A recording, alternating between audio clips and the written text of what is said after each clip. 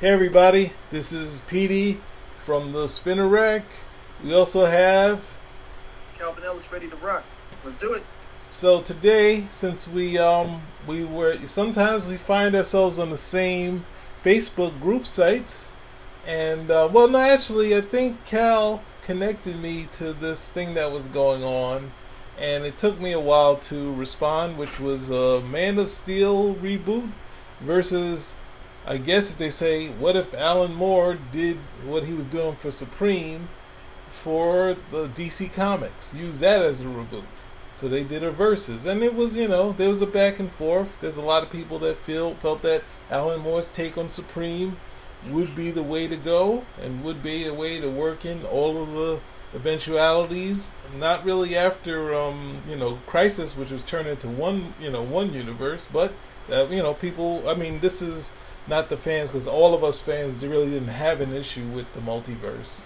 We kind of liked it, so that's where this would work in it, but it wouldn't work with the DC editorial at the time. And then we have Man of Steel, which is basically the reboot that was done in 1986 by John Byrne. The thing is that what was it? DC post Crisis were planning on, trying to reboot some of the stuff that they had. They had a new word called reboot and they wanted to use it. So they were pulling in talent to do it. So far we know that Marv Wolfman did a pitch. Frank Miller with Steve Gerber, they had a pitch for Superman. And I think some others, but it kind of stalled. And then Marv Wolfman, even though he feared that he would lose the pitch, he said, told Dick Giordano that Byrne was off his exclusive contract. You should contact him. And then he contacted Byrne and said, hey, buddy, put your money where your mouth is. And they said he had 20 unreasonable demands. One of them, supposedly, one of them was only one, but two of them got rejected. One would be Lara being alive and coming to Earth and dying on Earth. The second would be that Byrne wanted to do a Superman when he wasn't necessarily good at it. And they told him while he was working, that's what your Man of Steel is. You can't do that going forth. Which he was surprised to see Wonder Woman being totally rebooted from the start. So that in that instance, he was like, "Oh, if that's the case, I would have I would have kept Superboy if I knew you guys were going to do that." So there were two things that were kind of taken away from him, and then he rebooted the title with. I think while the regular titles were going on, we look at it now and we say, you know what, Man of Steel was after Alan Moore's issues, but no. Right when the Man of Steel ends, that's when the last two issues. There's like, I guess you could say, maybe 4 to 5. There's like 5 issues a month of Superman, because Man of Steel was every 2 weeks, and then you had 3 Superman titles. So it was a lot of Superman before it went to Superman #1, Adventures of Superman, and Action Comics, paring down to 3. But I guess it was 3 before that.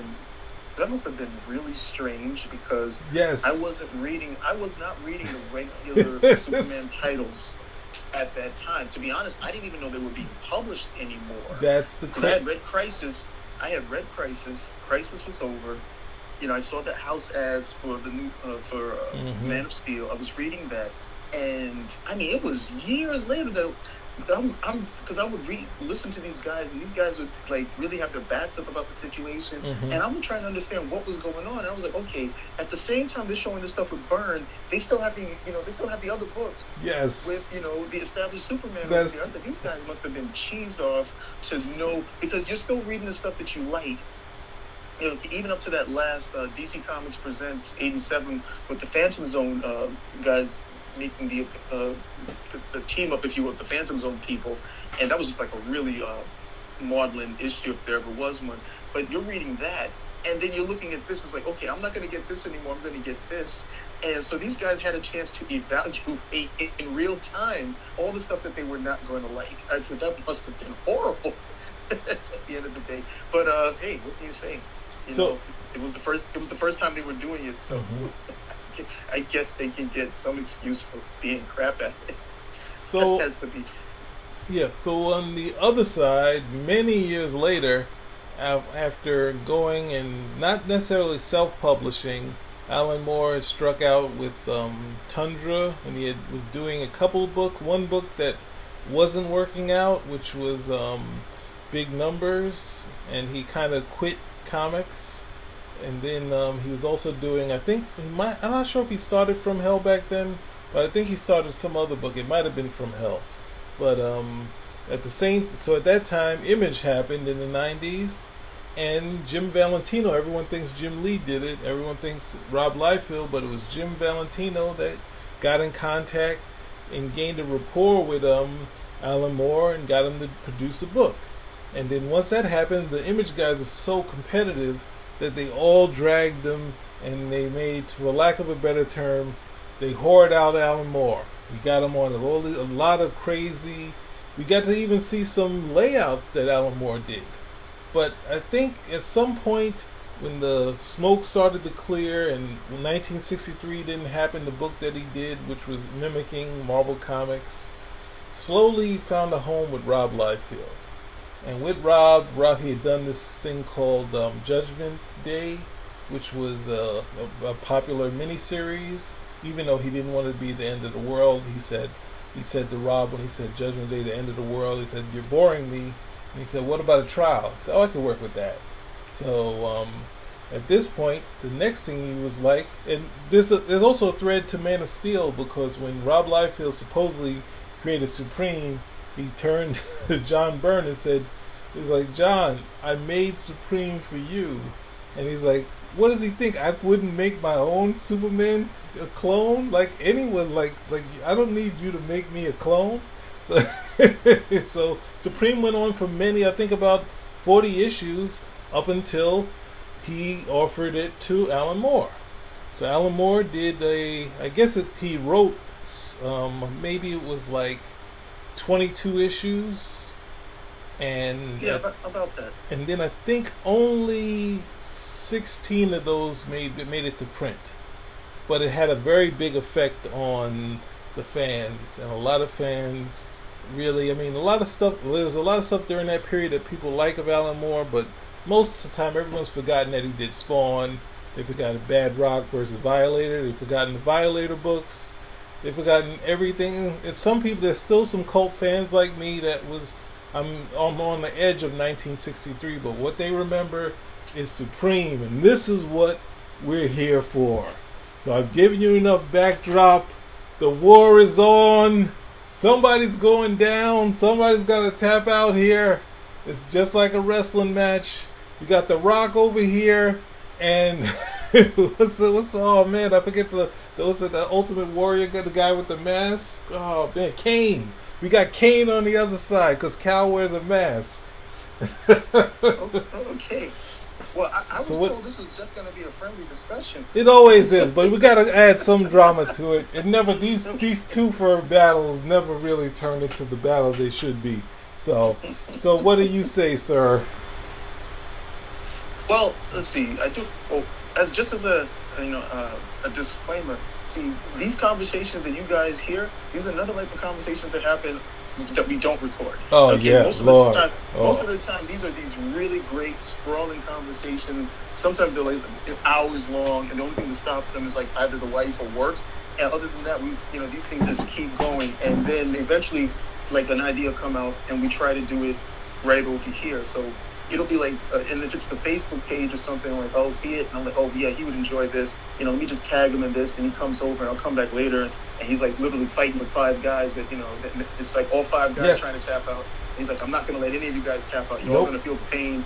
You had the nerve to come over here and do this. So it's some real fun. It's some real fun stuff. Unfortunately, we don't get to do all of that. We can just do as much as we. Mm-hmm. We can just do as much as we can.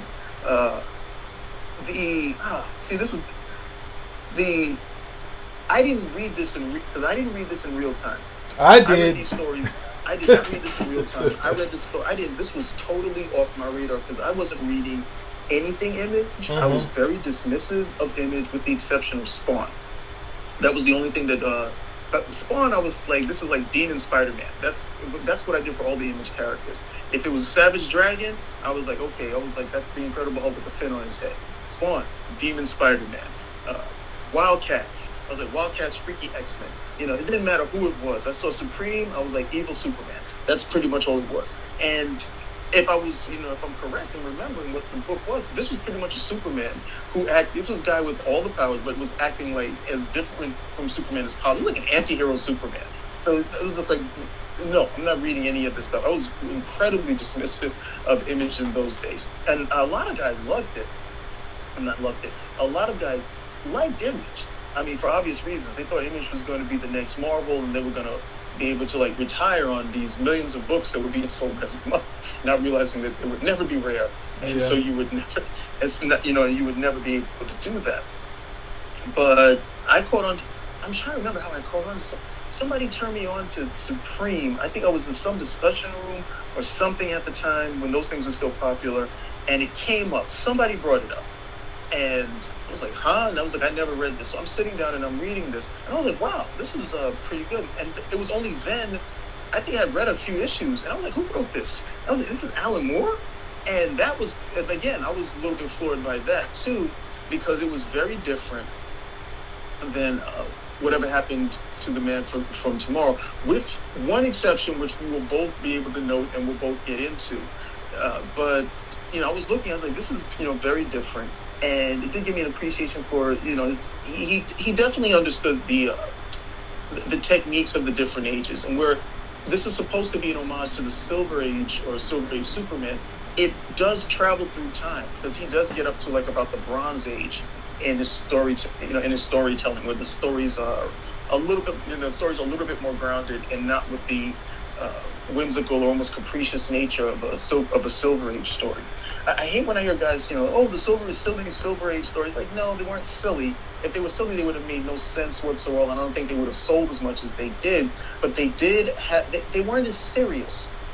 Okay, which doesn't mean to say that they were silly, but they weren't as serious, and guys were not as invested in terms of the whole, well, there's no way you can do that because the science, this, that, and the other, and forgetting these are, fictional characters at the end of the day. So I get a chance to read through it, and I was very, very impressed with the take. I was very impressed with the take on it.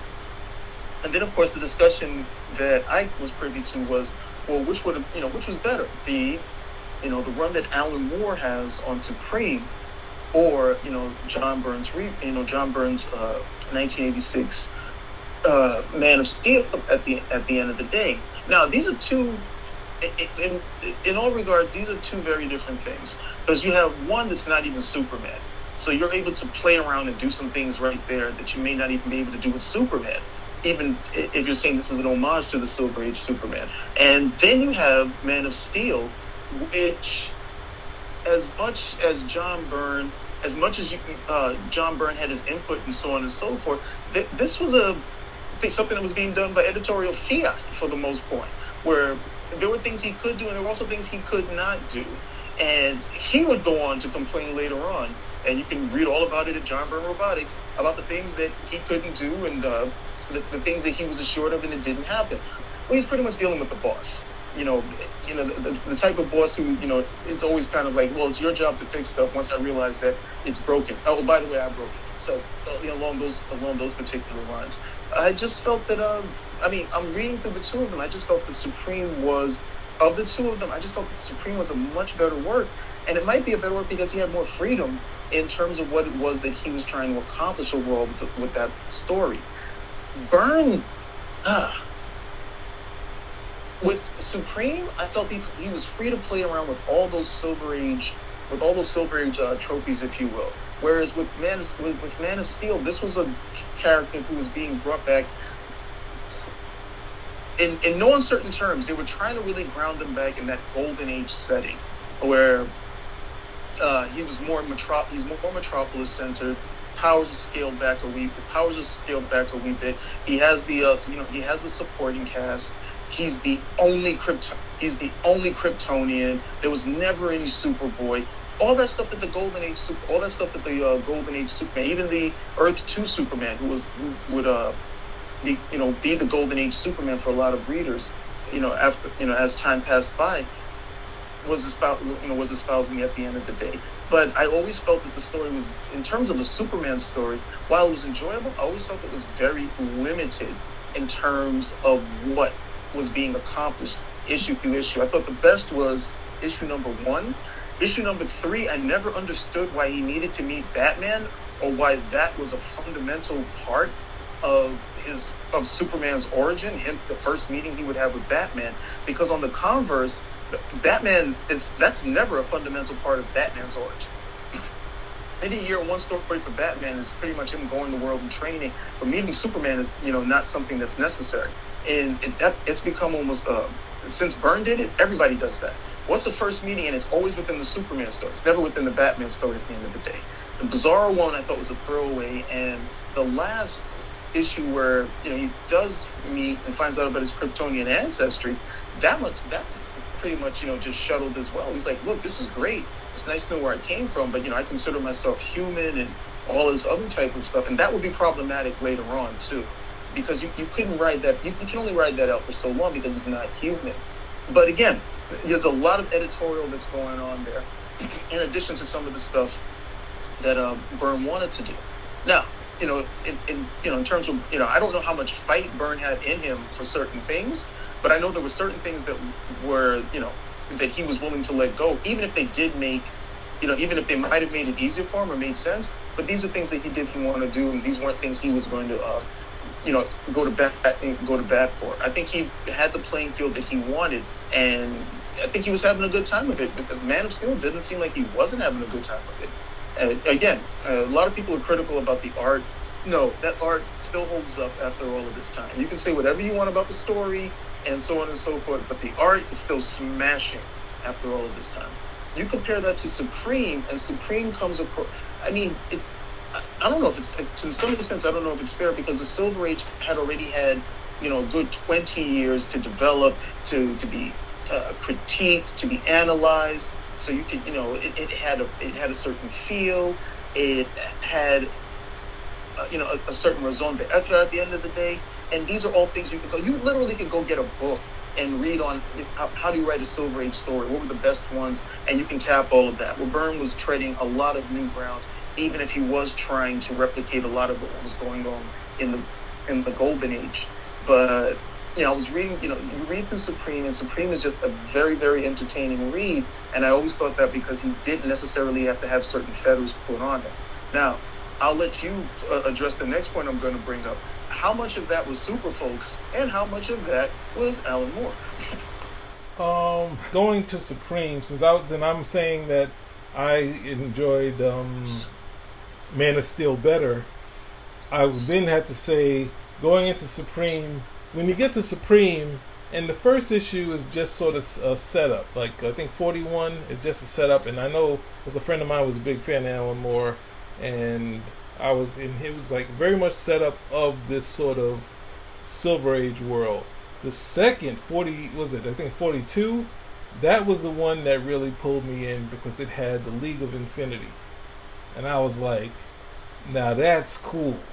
Like, even though it's Superboy, even though it's the Legion of Superheroes, I was like, this pulling people from all these different timelines that make this group that's sort of a pastiche of the Legion. I was like, this is fun. This could be good. Yeah, all right. And then now looking at it, this is an interesting time capsule of Image and Rick Veitch doing the old Silver Age Superman. Even though it's a little rougher, it's not as clean as Kurt Swan's work. So then you get to 3 and it starts getting dark. So as you were saying, like the Super Folks, when you get to 3, when it's like the Suprematron or Suprematon makes his family over out of robots, and then it's like and Supreme has to take them out because they go crazy and whatnot, and he went crazy, and I was just like, alright, it's getting a little dark here. And then they have one where Supreme gets married, the old school tale, he takes in, I think, an angel, but she starts watching TV and gets disease from smoking and sitting in the house all day, and I was just like, what is going on here? He's like, it's just starting to go dark. So I started seeing it, and this is before I knew about the Super Folks. So I was just like, this is just a thing that happens with him, that he just can't stay on the positive train. He has to go whatever happened to the Man of Tomorrow, where people just dying left and right. So as you go along... Well, he's British. He's British. So then you get to 50, and then around 50, Chris Sprouse comes. And that's when you're saying the art is meeting the concept. Because it's got, like, it's an interesting time capsule, because it's got Joe Bennett doing, before he really necessarily learned how to draw, but he's testament of the style of the image clones of the guys they were getting to finish books. Because they were these guys that did action, did the image style, but they weren't as good as some of their I mean, it's tough to say that Joe Bennett then is not as good as Rob Liefeld. He might have been better than Rob Liefeld then. I'm sorry to say it. So, but even that said, it was still very rough. So you get to that, you got Chris Sprouse, great artist. They got this whole, they've thrown out just going to a flashback that connects. They got this whole interview thing that's going on for issues. And I'm like saying, they don't need that. He could just do something that's supreme and then just go to a flashback. But they had this interview where he's telling the past. And I kind of fell out of love with it. And around when the villains start showing up, the villains are there. There's this other big villain. Oh, that's it. That was it. 50. 50 is the one. The return of Darius Dax. That was when it got a little too dark. You find out what happened to Judy Jordan, and I was like, oh my God, he did it. He knew he was going dark. I knew he was going to do that. And then I was out of it around 55 or 56, whenever they did a full story with the League of Infinity. And that went as dark as possible. So I was like, I'm out. But then also at the same time, the story got canceled. But I've been, looking at it. It's an interesting time capsule. I'm gonna say that again. So I am gonna recommend you check it out, because as you read the dialogue, Alan Moore is not working with much, but he leaves you so much bits to read. I don't know if I want the book to actually just be done as a novel, like its own Superfolk, or do I want to keep it as is? Or third option, we get Alex Ross to repaint all the original stuff and keep the Rick Weiss stuff and then have that as a different time capsule to see if the art would match the concept. But I think Image has finished the run. They finished I guess it's 57 through 36 of the Alan Moore issues, so you can go back and read all of that, because there's other wacky stories where Suprematon comes back and he connects with the robot version of Judy Jordan, which is as wacky as possible. So it's not really, it really felt the second issue he really captured the Silver Age, but little did I know there was a 12-part saga underneath that Silver Age issue, which leads to 56, which really went a little too dark for me. And do you remember what happened in that? Should I give that away? Let's not give it away. Okay. To be fair, I just revisited the books with some of the stories recently. Mm-hmm. I bought a collection, and in it I just found like the issues, which I have never owned. So I found them there. I just these are mine now. So I was actually thumbing through them. And one of the things, I don't know if I caught this in an interview or something or other, but the whole idea, Moore just goes dark. That's just him. There's just very little, it's not surprising. But one of the things I think he said, or someone said about it, was that a lot of people felt that Silver Age, one of the things that I think he did want to demonstrate was a lot of the stuff in the Silver Age that had been jettisoned, you could still worked. You could still do a whole bunch of the stuff that these guys are doing now, which is a lot of dark stuff in itself, with those same characters. Now, what we didn't get to see, unfortunately, was him pull out of that and stabilize it, or at the very least explain why is it that these characters work best, okay, when they're positive, when they're uplifting, in spite of the attraction of. There's always going to be for these guys. There's always going to be some morbid attraction of having a character like Superman kill people when he really doesn't need to, or have Captain Marvel in a relationship with his sister. You know, this freakish nature of some of these comic guys where they want to see it, but then again, I always remember that they're bored. Yes. And once they're bored, a lot of that stuff becomes attractive because they're like, you know what would be cool? Why don't we try this up? And then, of course, they do it. Everybody hates it. You know, they're like, oh, no, that was terrible. But you knew you weren't going to like it before they actually did it. You knew that was the case before it ever went down the pipe, because these are not what these characters are. But you're bored with the whole thing, and so well, what we should do? We should have Crypto come over, and Crypto should just like impregnate all the Earth dogs, and we should see what should happen. And then of course, well, let's do that story, and it can't work because the characters are designed in a manner where that type of stuff is never going to be feasible at the end of the day. So along those particular lines. But it shows that it was and this was at the time where the other thing I also remember is at this time, if I do the parallel between what was going on here and then what was going on in the Superman books, they were still very much we don't want to do a lot of this stuff, and running from the Silver Age along here, and then he comes in and say, no, this stuff can actually work. You can do a whole bunch of stuff with these characters, and it doesn't have to be dark. It doesn't have to be Silver Age either. You just have to write stories, and you can have all of this stuff in there. And I don't think necessarily it was the precursor to it, but then you see all this stuff come back, where Crypto comes back, then you get Supergirl, at least a proper Supergirl, not Matrix Protoplasm Supergirl, but Kara Zor-El come back, and eventually even get Superboy back.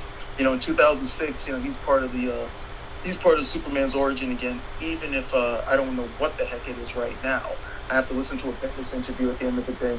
But that, and I did want to say this as a side note, the author of Super Folks did pass away recently, so he was very, whether Alan Moore realizes it or not, he's been very influential on a lot of Alan Moore's writing. And I did want to, definitely wish condolences, to his family, and a rest in peace for him as well. But if you haven't read Super Folks, I highly recommend it, because it was definitely very influential in a lot of stories that you could see from Alan Moore. It's influential in this one too. I guess this is something that you could just keep mining. It's a great book, and there are you do see some maybe better than trace elements here in terms of the overall story. But Supreme for me was just more expansive, and it didn't get to be completed, and I guess if there is a point to be critical with, it is the dark turn. But again, I also believe that was because you can do dark stories with these type of characters. They don't have to remain dark, and I think that was the problem with too many other with other stories, where you'll come over and you want to do a dark Superman story. Okay, and it's been done. It's been done, and some of them are actually enjoyable. But so I mean, in this thing, when we saw it online, it went either. No, I don't think the people that necessarily liked Man of Steel necessarily torch Supreme, but there was a lot of torching of saying, all right, let's just torch, all this needs to be torched. And you just have to remember that DC Comics wasn't in a place to do a multiverse sort of Superman. Because I think I was talking with someone and just like saying, no, we was on a different thread. We were talking about all Byrne needed to do was embrace the multiverse. It's like, there's no embracing the multiverse. It's already done. 6 months before that in Crisis, and that was Marv Wolfman's plan and DC's plan, which doesn't. I'm saying we as kids talked the multiverse and Earth 2 all the time. So more than we read DC Comics at that period. So it's not a thing that was a big deal. It's weird because the Man of Steel is the least, like they're saying, he's trying to Marvelize it, and the Man of Steel is the least Marvel thing that Burns does. As you go into issue 1, that's when you get to the stuff that's sort of like getting closer to it, but he doesn't really go full Marvel. He doesn't do multi-part things.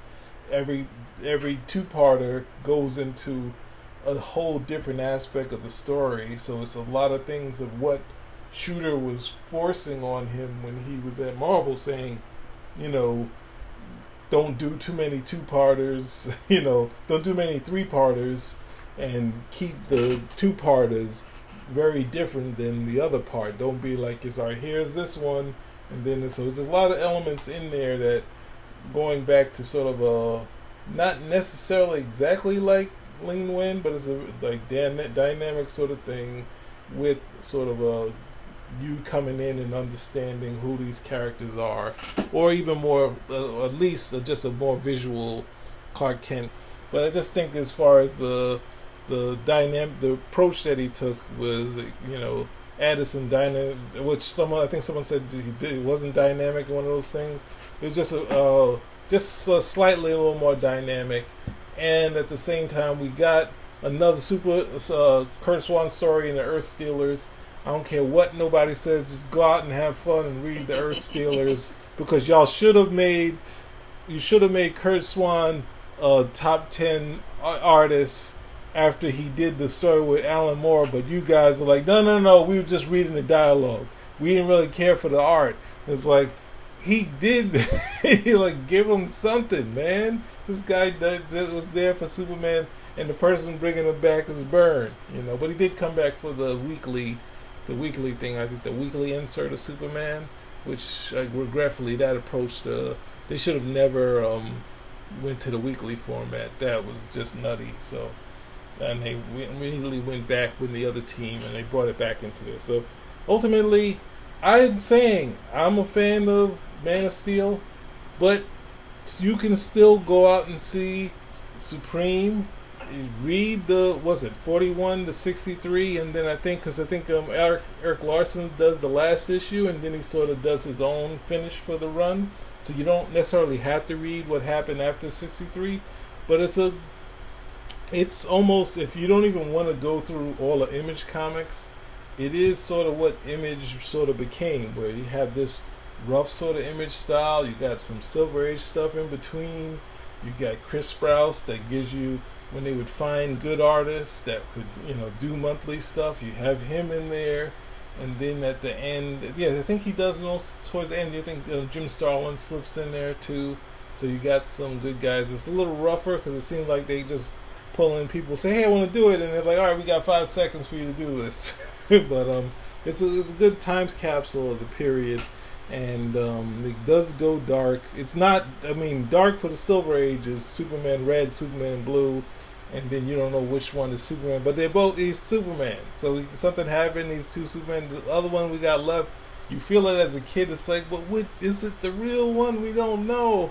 But it's like, that's not going to go you crazy. And then I think the darkest would be the death of Superman that they did, which is ultimately most of the story is, you know, everything is very classy, even the death. So there's a different in the style of what the Silver Age would do, outside of some of the darker elements of Batman. But you know, there's a little difference between the darkness of the Silver Age and Alan Moore turning the Angel into a chain smoking, you know, killing herself on the couch watching TV sort of thing. It's like, you went too far. You went too far with my, you know, League of Infinity. I thought they could do their own separate story. But, you know, there's other Alan Moore stuff you could get that's okay to check out, which is like Youngblood. But I only think that was like 6 issues that he got to do. And, you know, what's that thing? It's a mixed bag of nuts. The Tom Strong. I can't recommend any of that stuff. I just can't recommend any of the Image stuff. But if you really want to read something off the beaten trail with Alan Moore and enjoy yourself, read America's Best Comics. That was a lot of fun, you know, for the most part. I was saying that. I said what's the name? I said give it a chance, because what's the name goes the League goes really wacky. The first one I liked, and in the end, it's got really wacky. And Mad Magazine. The biggest question is always going to be why at the end of the day, and that's why Supreme beats John Byrne's Man of Steel. No, it does not, and that's it. We're done. Because Supreme answers the why, and John Burns. Oh my God. John Burns does not answer the why. Oh brother. we're gonna have to do what you hate to do, is to agree to disagree. No, we're not doing that. We I'm tired are. of doing that. We're not doing that liberal We punk are out, agreeing nonsense. to disagree. That's pretty much just saying I'm right and you're wrong. That when somebody says that, oh, that nonsense. But you can be right and I'm wrong on your side. That's the beauty of it. No, that's some flim flam gobbledygook. It's the beauty of it. That's the original gaslight. So, one person walks away like, hey, you know what? I guess we're just not going to come to terms on it. The other guy's thinking, you're an idiot. And I'm going to, watch how I'm going to dismiss you right now. Well, we're going to agree to disagree. And then you accept it too. He's like, see, I always knew he was a fool. well, I wouldn't go that, if that was the case, one person who introduced me to the term, you know him, we got to have some fights to go through, because I accepted those. But at the same time, I think this is, again, something I think the debate needs to continue.